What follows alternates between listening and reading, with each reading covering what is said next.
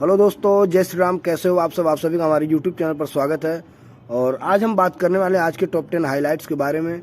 तो video start करने से पहले आप सभी से रिक्वेस्ट है कि वीडियो एंड तक देखना और अच्छा लगे तो वीडियो को लाइक करना और चैनल को सब्सक्राइब करके बेल आइकन को प्रेस करना, सभी के साथ शेयर जरूर करना। आइए स्टार्ट करते हैं। मनसुख मंडाविया ने थोक दवाओं हेतु PLI योजना के तहत ग्रीन फील्ड परियोजनाओं का शुरुआत किया है। केंद्रीय रसायन और उर्वरक मंत्री डॉक्टर मनसुख मंडाविया ने नई दिल्ली में एक समारोह में थोक दवाओं और चिकित्सा उपकरणों हेतु उत्पादन से जुड़ी प्रोत्साहन योजना PLI योजना के तहत ग्रीन फील्ड परियोजनाओं का उद्घाटन किया। इसके तहत कुल 51 संयंत्रों का उद्घाटन किया गया, जिनमें से 22 थोक दवाओं हेतु और 39 विभिन्न प्रकार के चिकित्सा उपकरणों के निर्माण से संबंधित है। बिम्स्टेक का 5 दिवसीय संकाय विनिमय कार्यक्रम शुरू हुआ है।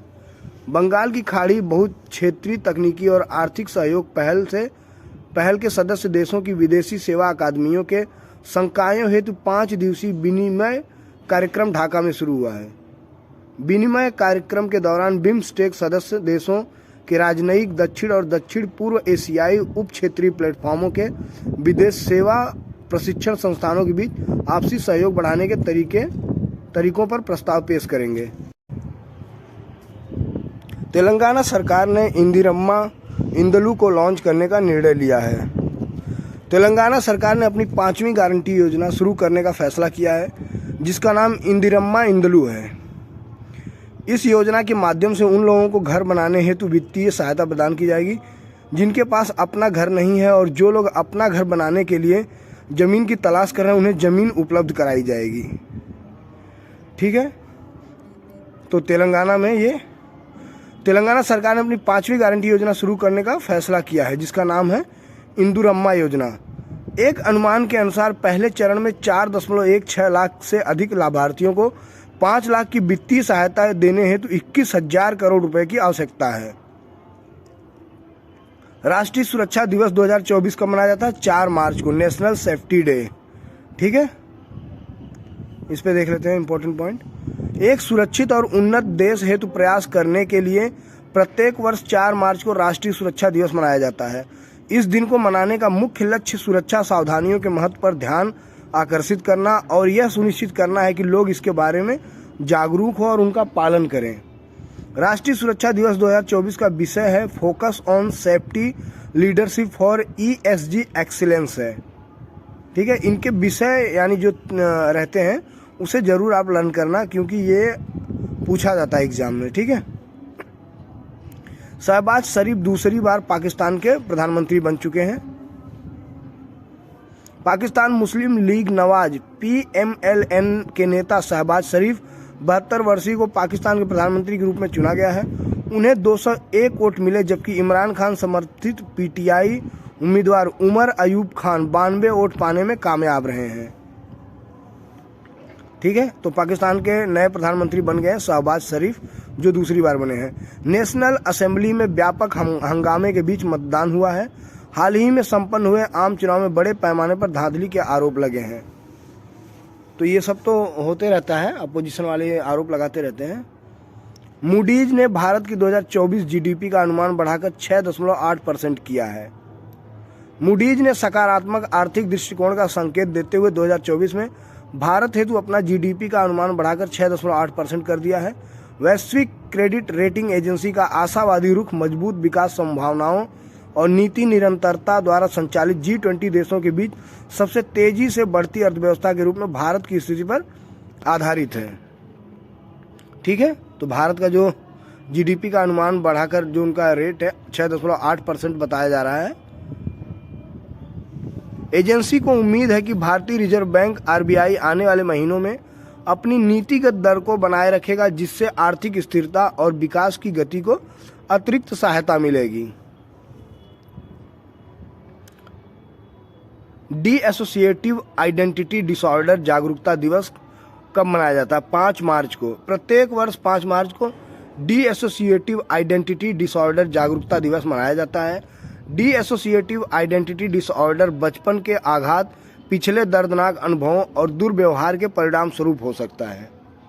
ठीक है, तो कब मनाया जाता है? 5 मार्च को। प्रत्येक वर्ष डी एसोसिएटिव आइडेंटिटी डिसऑर्डर जागरूकता दिवस डी एसोसिएटिव आइडेंटिटी डिसऑर्डर से पीड़ित लोगों के सामने आने वाली कठिनाइयों के बारे में जागरूकता बढ़ाने और उनके जीवन स्तर को बेहतर बनाने हेतु हम क्या कर सकते हैं, इसके बारे में जागरूकता बढ़ाने के लिए मनाया जाता है ये दिवस। केंद्र ने साइबर अपराध, वित्तीय धोखाधड़ी की जांच हेतु DIP एवं चक्षु लागू किया है। केंद्रीय संचार मंत्री अश्विनी वैष्णव ने नई दिल्ली में एक समारोह में संचार साथी पोर्टल पर डिजिटल इंटेलिजेंस प्लेटफॉर्म DIP और चक्षु रिपोर्ट संदिग्ध धोखाधड़ी संचार सुविधा का शुभारंभ किया है। दूरसंचार विभाग द्वारा विकसित डिजिटल इंटेलिजेंस प्लेटफॉर्म का उद्देश्य साइबर अपराध और वित्तीय धोखाधड़ी में दूरसंचार संसाधनों के दुरुपयोग को रोकने हेतु हितधारकों के बीच समन्वय की सुविधा प्रदान करना है।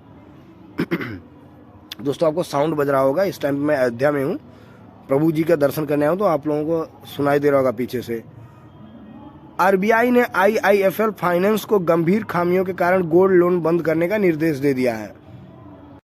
भारतीय रिजर्व बैंक ने IIFL फाइनेंस लिमिटेड को स्वर्ण ऋण स्वीकृत करने या वितरित करने या अपने किसी भी स्वर्ण ऋण को आवंटित प्रतिभूतिकृत करने बेचने से रोकने का निर्देश दिया है, यानी वो नहीं बेच सकते हैं अब। RBI ने कहा कि कंपनी हालांकि सामान्य संग्रह और वसूली प्रक्रियाओं के माध्यम से अपने मौजूदा गोल्ड लोन पोर्टफोलियो की सेवा जारी रख सकती है।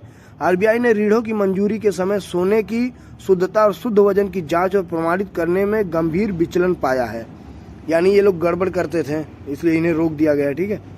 RBI 2024 में इंटरनेट बैंकिंग हेतु inter operable payment system launch करेगा। इंटरनेट बैंकिंग लेन देन हेतु एक इंटर ऑपरेबल भुगतान प्रणाली, जैसा कि RBI के भुगतान विजन 2025 में परिकल्पना की गई है कि इस वर्ष लॉन्च होने की संभावना है। NPCI Bharat bill pay limited को आवश्यक मंजूरी दे दी गई है, यह कहते हुए कि यह प्रणाली व्यापारियों हेतु धन के त्वरित निपटान की सुविधा प्रदान करेगी। इंटरनेट बैंकिंग आयकर, बीमा प्रीमियम, म्यूचुअल फंड भुगतान, ई-कॉमर्स आदि जैसे भुगतानों के लिए एक पसंदीदा चैनल है। ठीक है, नेक्स्ट देखते हैं।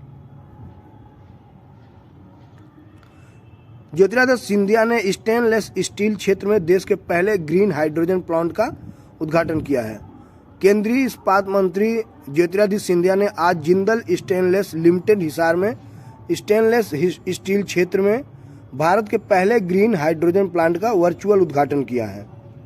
यह प्लांट स्टेनलेस स्टील उद्योग हेतु दुनिया का पहला of grid green hydrogen plant और छत और फ्लोटिंग सोलर वाला दुनिया का पहला ग्रीन हाइड्रोजन प्लांट होगा। इस परियोजना से प्रतिवर्ष लगभग 2700 मीट्रिक टन कार्बन उत्सर्जन और अगले 2 दशकों में 54,000 टन कार्बन डाइऑक्साइड उत्सर्जन में कमी आएगी। सिंगापुर विदेशी अधिकारियों और पेशेवरों हेतु वेतन मानदंड बढ़ाया जाएगा।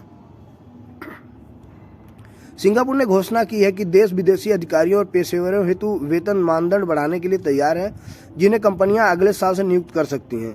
अगले साल जनवरी से रोजगार पास चाहने वाले विदेशियों, जो आमतौर पर अच्छे वेतन वाले पेशेवरों हेतु आरक्षित हैं, उनको प्रति माह कम से कम 5600 सिंगापुर डॉलर कमाने की आवश्यकता होगी, जो कि 5000 सिंगापुर डॉलर की वर्तमान आवश्यकता से अधिक है। भारतीय शटलर बी साई प्रणीत ने अंतर्राष्ट्रीय बैडमिंटन से संन्यास की घोषणा कर दिया है। भारतीय शटलर बी साई प्रणीत 31 वर्षीय ने अंतर्राष्ट्रीय बैडमिंटन से संन्यास की घोषणा की है। प्रणीत टोक्यो में ओलंपिक खेलों के बाद से गंभीर चोटों से जूझ रहे थे और इसके कारण उन्होंने संन्यास लेने का फैसला किया है। प्रणीत ने अपने सोशल मीडिया अकाउंट यानी एक्स पर इस खबर की पुष्टि की है। ठीक है, जिन्हें पहले ट्विटर के नाम से जाना जाता था, अब उन्हें एक्स के नाम से जाना जाता है। अपने 24 साल के लंबे करियर में उन्होंने विश्व चैंपियनशिप में कांस्य पदक जीता और टोक्यो 2020 ओलंपिक में भारत का प्रतिनिधित्व भी किया था। राजनाथ सिंह ने अदिति योजना को लॉन्च कर दिया है। इस पे क्या पॉइंट है ये देख लेते हैं। रक्षा मंत्री राजनाथ सिंह ने महत्वपूर्ण और रणनीतिक रक्षा प्रौद्योगिकियों में नवाचारों को बढ़ावा देने हेतु IDEX अदिति योजना के साथ इनोवेटिव टेक्नोलॉजी के एसिंग डेवलपमेंट की शुरुआत की है। योजना के तहत स्टार्टअप रक्षा प्रौद्योगिकी में अपने अनुसंधान, विकास और नवाचार प्रयासों हेतु 25 करोड़ रुपए तक की अनुदान सहायता प्राप्त करने के लिए पात्र हैं। यह योजना यहां chief of defence staff general Anil Chauhan और अन्य की उपस्थिति में डेफ कनेक्ट 2024 कार्यक्रम के दौरान लॉन्च की गई थी। सरकार ने यूएई और बांग्लादेश को 64,400 टन प्याज के निर्यात की अनुमति दे दी है। ठीक है। विदेश व्यापार महानिदेशालय की अधिसूचना के अनुसार नेशनल कोऑपरेटिव एक्सपोर्ट्स लिमिटेड के माध्यम से बांग्लादेश को 50,000 टन और यूएई को 14,400 टन प्याज निर्यात की अनुमति दी गई है। केंद्र ने घरेलू उपलब्धता बढ़ाने और कीमतों को नियंत्रण में रखने हेतु पिछले वर्ष दिसंबर में इस वर्ष 31 मार्च तक प्याज के निर्यात पर प्रतिबंध लगा दिया था। ठीक है। अब यानी बांग्लादेश और यूएई को प्याज निर्यात करेगी भारत सरकार। युवा कार्य मंत्रालय ने नई दिल्ली में राष्ट्रीय युवा संसद महोत्सव के फाइनल की घोषणा की है। युवा मामले और खेल मंत्रालय ने नई दिल्ली में संसद के केंद्रीय कक्ष में राष्ट्रीय युवा संसद महोत्सव के फाइनल का आयोजन किया है। इस वर्ष राष्ट्रीय युवा संसद का आयोजन young voice engage and empower for Nations transformation विषय पर किया जा रहा है। ठीक है। अब यहाँ पे भी देखिए इनका विषय जो है इसे भी आपको लर्न करना पड़ेगा, ये भी एग्जाम में पूछा जाएगा। NYPF का आयोजन देश भर में 9 फरवरी से लेकर 6 मार्च तक किया जा रहा है। यह युवा संसद देश के 785 जिलों को कवर करते हुए 3 स्तरों पर आयोजित की जाएगी। ठीक है। अब इसमें पूछा जाएगा कि कितने जिलों को यह कवर करेगा, तो 785 जिलों को, कब से कब तक होगा ये भी पूछा जाएगा। पीयूष गोयल ने ई किसान उपज निधि फॉर फार्मर्स फेयर प्राइसेस मूल्य की उद्घाटन किया, शुभारंभ किया है। केंद्रीय मंत्री पीयूष गोयल ने नई दिल्ली में warehousing development and regulatory authority WDRA के ई किसान उपज निधि डिजिटल गेटवे समारोह का शुभारंभ किया है। मंत्री जी ने कहा है कि ई किसान उपज निधि पहल प्रौद्योगिकी की मदद से किसानों की भंडारण व्यवस्था को आसान बनाएगी और किसानों को उनकी उपज हेतु उचित मूल्य प्राप्त करने में सहायता करेगी। ठीक है।